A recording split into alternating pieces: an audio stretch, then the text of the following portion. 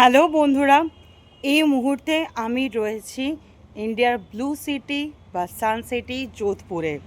আর দেখো, আমি যে জায়গাটায় রয়েছি তার পেছন থেকে দেখা যাচ্ছে মেহেরগড় ফোর্টকে, যেটা যোধপুরে একটা আইকনিক ট্যুরিস্ট প্লেস।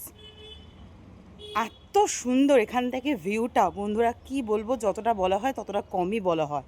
এবং যে প্রপার্টিটা থেকে আমি ভিডিওটা করছি সেটার নাম হচ্ছে সাজি সানওয়ারি হেরিটেজ হোটেল।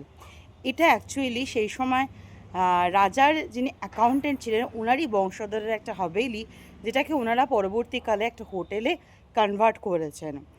আমরা খুব লাকি যে এরকম একটা প্রপার্টিতে থাকতে পেরেছি। তখনকার দিনের যে জিনিসগুলো ছিল, মানে সেরকম স্ট্রাকচারকে ওনারা যতটা পেরেছেন বজায় রেখে আধুনিক অ্যাকোমোডেশন মার্চ করে সেটাকে একটা নতুন রূপে হোটেল করবার চেষ্টা করেছেন।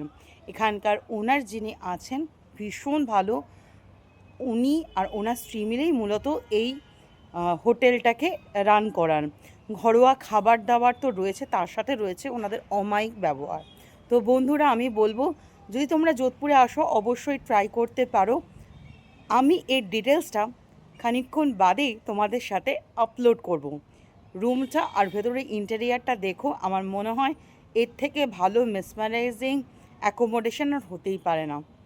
টাটা, এখন বাই বাই।